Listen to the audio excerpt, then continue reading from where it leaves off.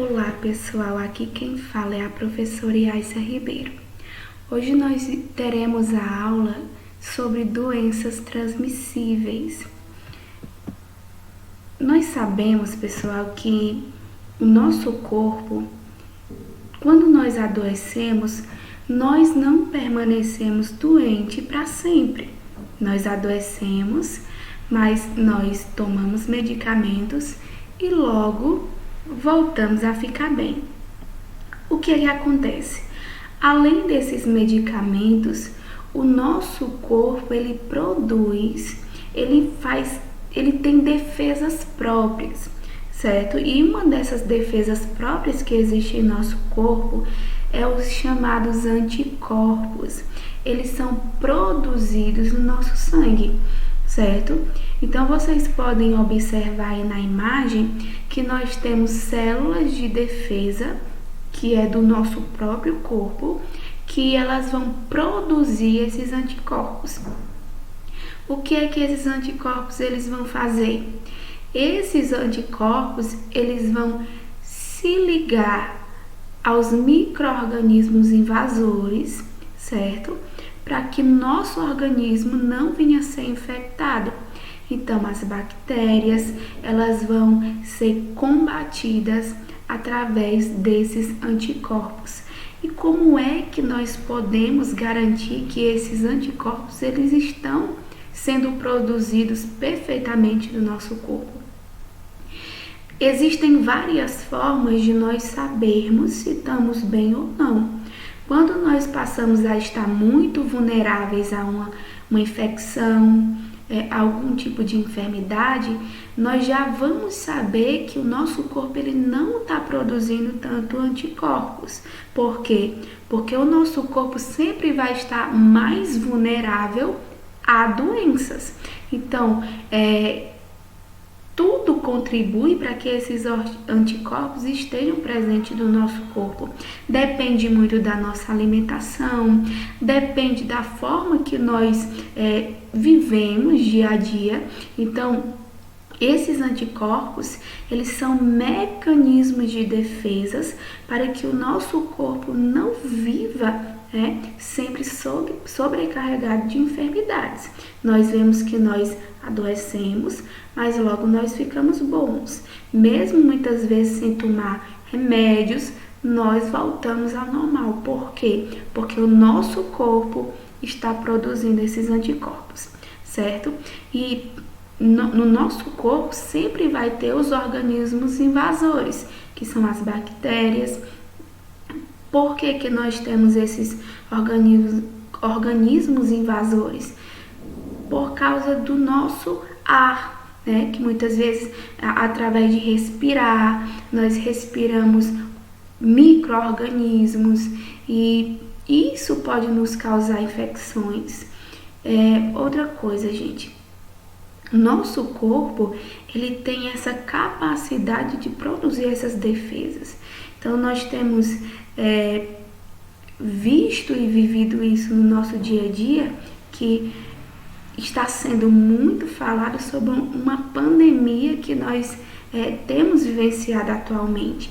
Então, nós vemos o seguinte, que existem as epidemias, as endemias e existem também as pandemias.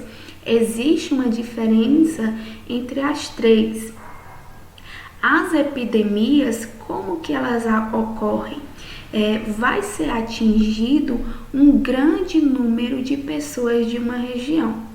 Vamos supor, o estado do Ceará está tendo um surto de dengue.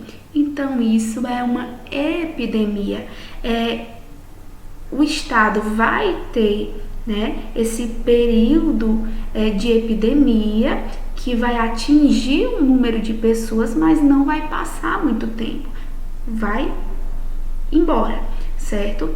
Agora existem também as endemias. O que é a endemia? A doença ela vai persistir por vários anos no mesmo lugar. Muitas pessoas vão contrair a doença e a doença vai passar a ficar por vários anos no mesmo local. E uma das palavras que nós estamos mais ouvindo ultimamente é a pandemia, né? O que é a pandemia? A pandemia é uma doença que ela vai se espalhar por vários lugares do planeta, certo? Vai estar no Brasil, vai estar na China, vai estar nos Estados Unidos.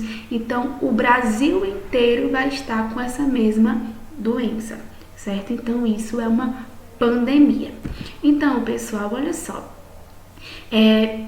O nosso corpo, além dele produzir mecanismo de defesas, nós sabemos que existem também algo muito importante para nós, que são as vacinas, né? A vacina é uma forma de prevenção, porque além de proteger o maior número de pessoas, elas vão neutralizar a ação dos micro-organismos, das bactérias que estão no nosso corpo.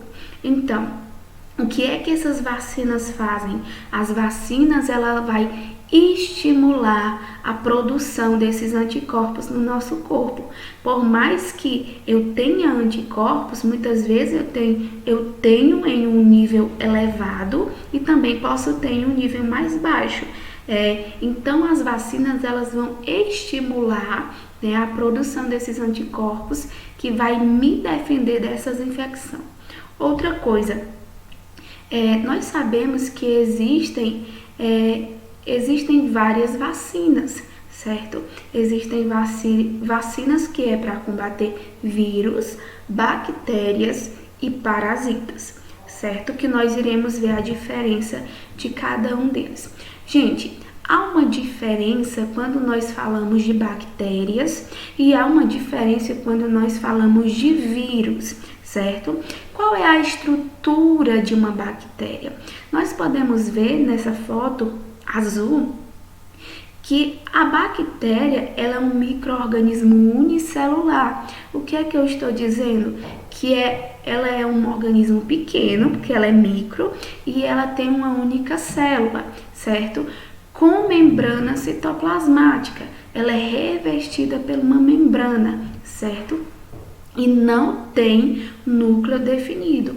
Então, eu posso dizer que as bactérias é uma célula o quê? Procarionte. Seu material genético, que é muito específico das células procariontes, é que o material genético fica espesso, fica solto, certo? Sobre o citoplasma. E outra coisa, gente, a bactéria, ela é sensível a antibióticos, né? Que antibióticos, nós sabemos que são remédios, são comprimidos que são utilizados para combater muitas bactérias. Já o vírus é diferente. Nós vemos na foto vermelha que o vírus, ele é um micro-organismo acelular, ou seja, ele não tem célula. Então, olha só, os mais simples apresentam uma cobertura proteica, que nós podemos visualizar na imagem. O que são isso? São proteínas que vai envolver o material genético. O material genético nada mais é do que o DNA ou o RNA, que são eles que vai carregar as minhas características, as características genéticas, certo? A diferença da bactéria para o vírus é que os vírus não são sensíveis a antibióticos. Só a vacina, ela pode neutralizar a ação de um vírus, certo? Outra coisa, gente, existe vários medicamentos. E um dos medicamentos são os antibióticos. Esses antibióticos, eu acabei de falar para vocês que eles não vão combater os vírus, eles vão combater as bactérias. Os antibióticos são utilizados para isso. Outra coisa, os antibióticos, eles não possuem efeito nenhum contra os vírus, certo? O que são usados muitas vezes para combater os vírus são os antivirais, certo? E outro medicamento utilizado é a produção de o soro antiofídico, né? Como que é produzido, como é que acontece a produção desse soro antiofídico. Nós vemos aí uma imagem, olha só para cá, para a imagem, vamos acompanhar o número 1. O animal vai receber vírus mortos ou parte dos vírus e produz o anticorpo com eles. 2. Parte do sangue que é retirado é usado na produção do soro. E 3. O soro é indicado para pessoas que já tenham contraído o vírus. Observem a imagem.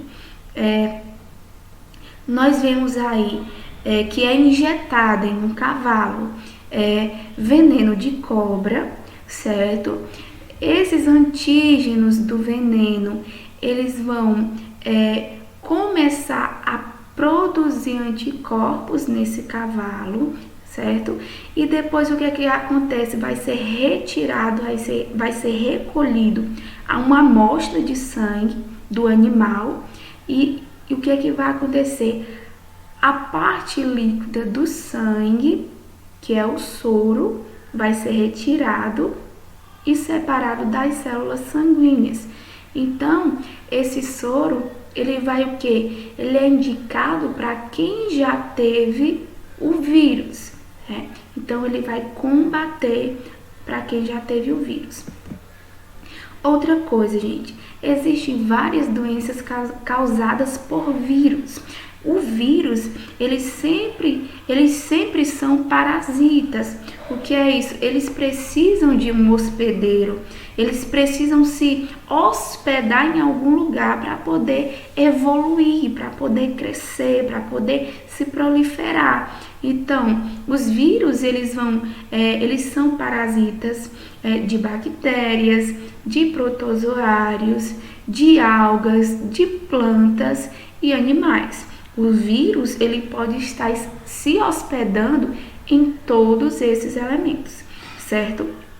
Então, existem muitas doenças que são causadas por vírus e nós chamamos elas de quê? De viroses, né? O início da palavra já está dizendo tudo, virose, né? São doenças causadas por vírus, que são elas a gripe e o resfriado.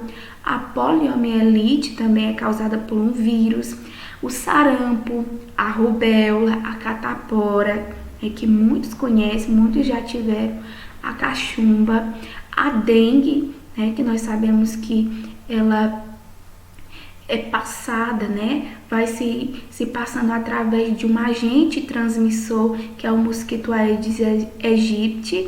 Então, nós temos a dengue, a febre amarela, a chikungunya, o zika e a raiva. Então, todas essas doenças, elas são causadas pelo o agente transmissor do vírus, certo?